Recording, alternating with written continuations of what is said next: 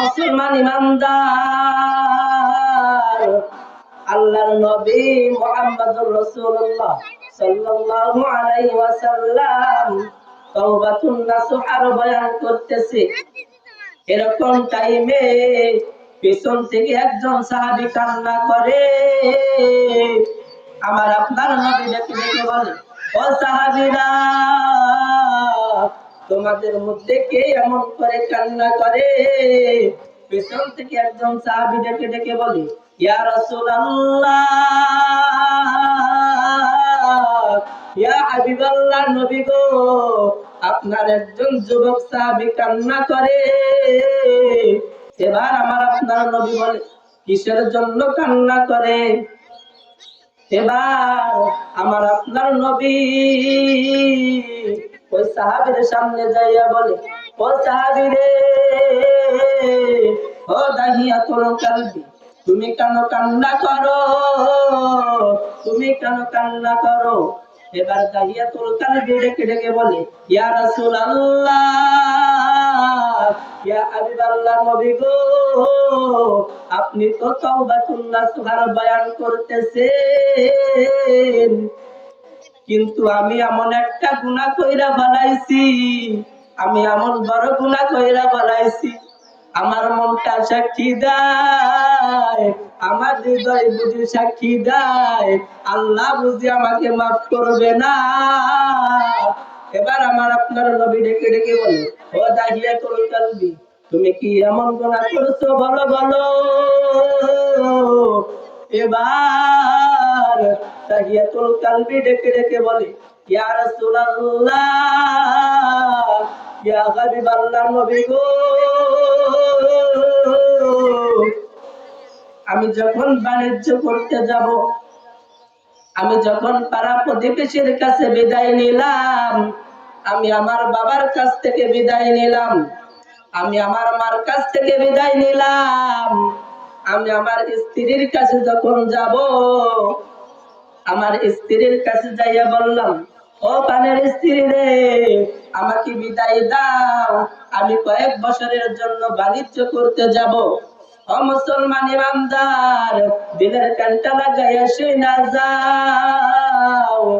এবার আমার স্ত্রী ডেকে ডেকে বলে, স্বামী গো, আপনি তো বাণিজ্য করতে যাবেন, কিন্তু আমার গর্ভে যে আপনার সন্তান, এই সন্তান দুনিয়াতে আসলে কি করব? এবার আমি আমার স্ত্রীকে ডেকে ডেকে বললাম, ও পানের স্ত্রী রে, যদি ছেলে সন্তান হয় রাইখা দিবি, আর যদি মেয়ে সন্তান হয় বালির চাপা দিয়া নয় পাথর চাপা দিয়া মাইরা বানাবি। জবানটা ছেড়ে দিয়ে বলেন নাউজুবিল্লাহ। ও মুসলমান ইমানদার, এবার দাহিয়াতুল কালবি ডেকে ডেকে বলে, ইয়া রাসূলুল্লাহ, ইয়া হাবিবাল্লাহ, নবী গো, আমি এই কথা বইলা আমি যখন বাণিজ্য করতে গেলাম, আমি বাণিজ্য করতে যাবার পর, আমি যখন কয়েক বছর পর বাণিজ্য থেকে ফিরে আসলাম, বাণিজ্য থেকে ফিরে আসার পর আমি যখন বাড়িতে প্রবেশ করি, বাড়িতে প্রবেশ করার সময় আমি লক্ষ্য করে দেখতে পাইলাম আমার বাড়ির সামনে একটা মেয়ে খেলাধুলা করতেছে। আমি আমার স্ত্রীকে ডেকে ডেকে বললাম, ও পানির স্ত্রী রে, এই টাকার মেয়ে আমার বাড়ির সামনে খেলাধুলা করতেছে। এবার স্ত্রী আমার ডেকে ডেকে বলল, স্বামী গো,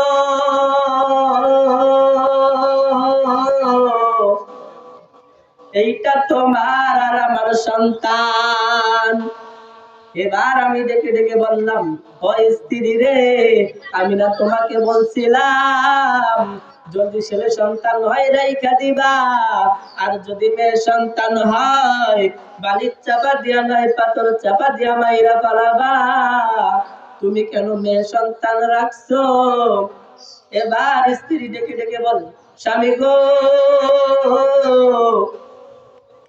আমি মারতে চেয়েছিলাম, আমি যখন ওকে মারতে চেয়েছিলাম, আমি যখন ওকে বালির চাপা দিতে যাই, আমি নজর করে দেখি স্বামী গো, ওর চেহারার মধ্যে আপনার চেহারা ভেসে ওঠে। জবানটা ছেড়ে দে বলে সুবহানাল্লাহ। ও স্বামী গো, আমি মারতে পারি নাই, আমি ওরে রাইখা দিছি, ওর একটা নাম রাইখাছি, ওর নাম হলো জামিলা। জবানটা ছেড়ে দে বলে সুবহানাল্লাহ। ও মুসলমান ইমানদার, এবার জামিলা মায়ের কাছে দৌড়াইয়া যায়, মায়ের কাছে বলে মা, এইটাই কি আমার বাবা? হ্যাঁ, এইটাই তোমার বাবা, এইটাই তোমার বাবা। এবার জামিলা কি করলেন? দৌড়াইয়া যাইয়া বাবার কাছে যাইয়া বলে বাবা গো, আমি শুনছি এই জগতের বাবারা বুঝি ভালো না, যদি ছেলে সন্তান হয় রাইখা দেয়, আর যদি মেয়ে সন্তান হয় বালির চাপা দিয়া, আর নয় পাথর চাপা দিয়া মাইরা ফালায়। ও বাবা গো, তুমি আমারে মারবানি, তুমি আমারে মারবানি। দাহিয়াতুল কালবি ডেকে ডেকে বলে ইয়া রাসূলুল্লাহ, ইয়া হাবিবাল্লাহ, নবী গো, আমার জামিলা যখন আমাকে এই কথা বলল, আমার কোনো দয়া মায়া লাগলো না। আমি এমন নিষ্ঠুর বাবা, আমি রাত্রি বেলায় চিন্তা করলাম এই মেয়েটাকে তো দুনিয়ার জমিনে বাঁচিয়ে রাখা যাবে না।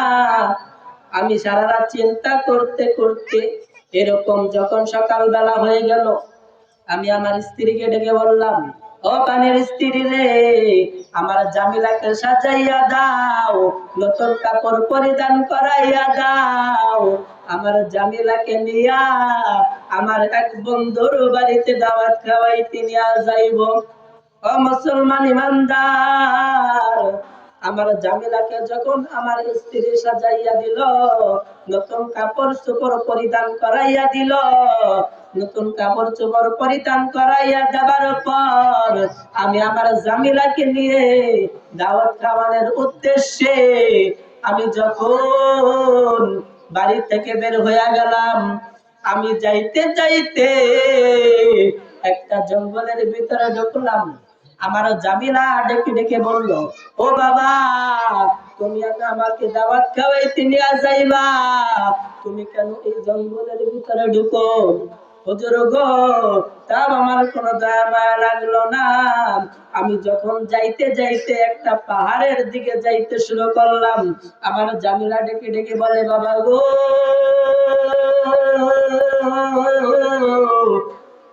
আমাকে তোমার এক বন্ধুর বাড়িতে দাওয়াত খাওয়াইতে নিয়ে যাইবা, তুমি কেন এই পাহাড়ের দিকে আসতেছো? হুজুর গো, তাও আমার কোনো মায়া দয়া লাগলো না। আমি যাইতে যাইতে পাহাড়ের উপরে উঠলাম, পাহাড়ের উপরে উঠা আমি গর্ত করা শুরু করলাম। আমি যখন গর্ত করা শুরু করি, আমার জামিলা ডেকে ডেকে বলে, বাবা গো, তুমি না আমাকে তোমার এক বন্ধুর বাড়িতে দাওয়াত খাওয়াইতে নিয়ে যাইবা, তুমি কেন এই জায়গায় গর্ত খুঁড়তেছো, গর্ত খোঁড়া শুরু করেছো, তুমি কেন এই জায়গায় অপেক্ষা করতেছো? এবার জামিলা এই কথা বলার সঙ্গে সঙ্গে আমি জামিলাকে কিছুই বললাম না। আমি যখন গর্ত খুঁড়তেছি, আমি গর্ত খোঁড়ার সময় আমার শরীর দিয়ে ঘাম পড়তেছিল। এবার আমার মেয়েটা ডেকে ডেকে বলে, বাবা গো, তুমি না তোমার এক বন্ধুর বাড়িতে দাওয়াত খাওয়াইতে নিয়ে যাইবা, তুমি কেন এই জায়গায় গর্ত করতেছো? এবার আমি কোনো কথা বললাম না। আমি যে গামছিলাম, হুজুর গো, আমার জামিলা, জামিলার উন্না দিয়া আমার ঘামটারে পয়সা দিল, আর ডেকে ডেকে বলে, বাবা গো, তুমি কেন এই জায়গায় গর্ত করতেছো? তুমি না আমাকে তোমার এক বন্ধুর বাড়িতে দাওয়াত খাওয়াইতে নিয়ে যাইবা, চলো চলো তোমার বন্ধুর বাড়িতে চলো। এবার আমি যখন গর্ত করা শেষ করলাম, আমি আমার জামিলাকে ডেকে ডেকে বললাম, ও জামিলা রে, দেখতো গর্তটা কেমন হয়েছে। আমার জামিলা যখন গর্তের দিকে তাকাইলো, আমি এমন নিষ্ঠুর বাবা, আমি পেছন দিক থেকে যাইয়া আমার জামিলাকে ধাক্কা দিয়া গর্তের ভিতরে ফেলে দিলাম। এবার আমার জামিলা ডেকে ডেকে বলে, বাবা গো, তুমি না আমাকে তোমার এক বন্ধুর বাড়িতে দাওয়াত খাওয়াইতে নিয়ে যাইবা, তুমি কেন গর্তের ভিতরে আমাকে ধাক্কা দিয়া ফেলে দিলা?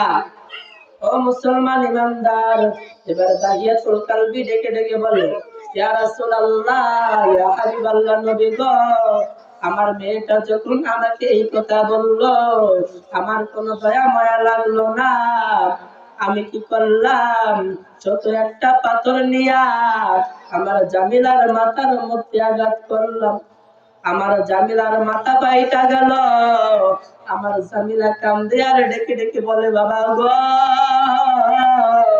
তুমি না আমাকে তোমার এক বন্ধুর বাড়িতে দাওয়াত খাওয়াইতে নিয়ে যাইবা, তুমি কেন এই গর্তের ভিতরে ফেলে দিলা? ও বাবা, আমাকে সাইরা দাও, আমাকে সাইরা দাও, যদি বাইসা থাকি আর কোনদিন তোমাকে বাবা বলে পরিচয় দিব না।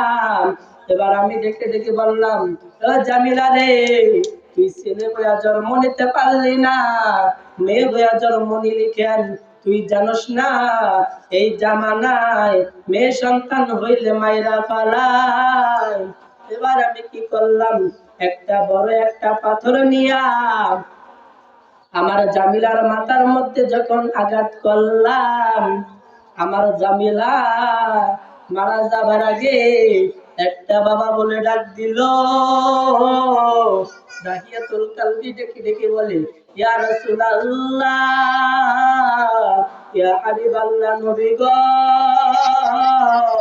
আমার জামিলা মারা যাবার আগে আমাকে একটা বাবা বলে ডাক দিছিল। হুজুর গো, আমি যখন খাইতে যাই আমার জামিলার বাবা ডাকটা মনে পড়ে, আমি যখন ঘুমাইতে যাই আমার জামিলার বাবা ডাকটা মনে পড়ে, আমি যখন শুইতে যাই আমার জামিলার বাবা ডাকটা মনে পড়ে। ইয়া রাসূলুল্লাহ, ইয়া হাবিবাল্লাহ, ও নবী গো, আল্লাহ কি আমাকে মাফ করবে কিনা?